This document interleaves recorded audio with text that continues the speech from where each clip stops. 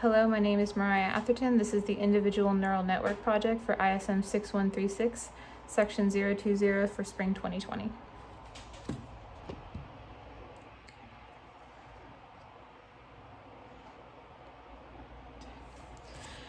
So I used donor sample data from the metadata repository as it had well-named variables and it was open source.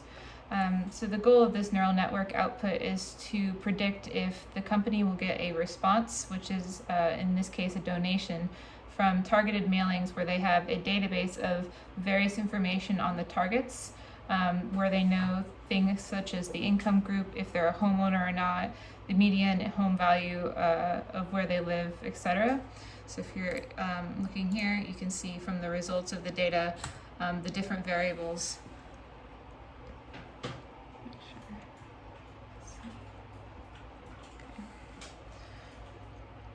So you're able to see a number of different variables here, as well as this target B.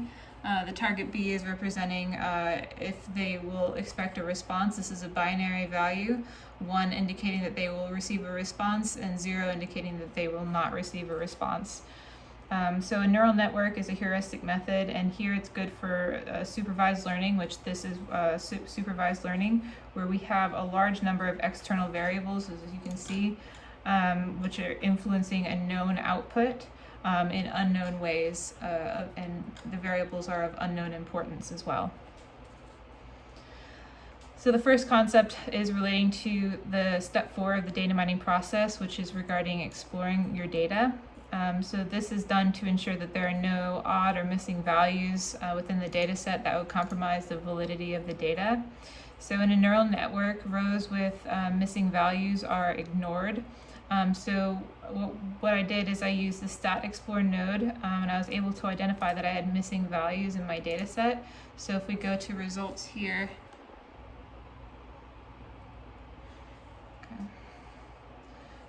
you should be able to see that if you scroll down, there are a number of missing values.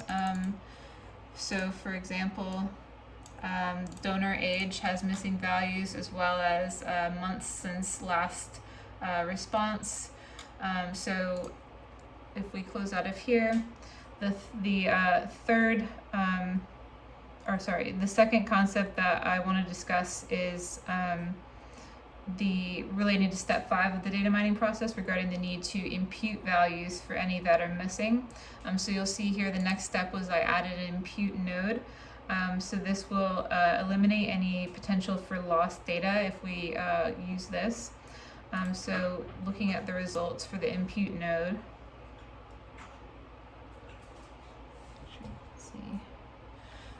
so you'll see up here it identified 4 different variables: donor age, income group, months since last response, and then wealth rating. So there were missing variables or missing values for all 4 variables that it identified and imputed. The third concept that I want to discuss is relating to data partitioning. So here you'll see that I added a data partition node. Under the dataset allocations, you can see that I had 40% dedicated to training, 40% of the dataset, 35% of the dataset allocated to the validation, and then 25% of the dataset allocated to the test. It's important that we allocate these differently so we can properly go through the training, validation, and testing phases.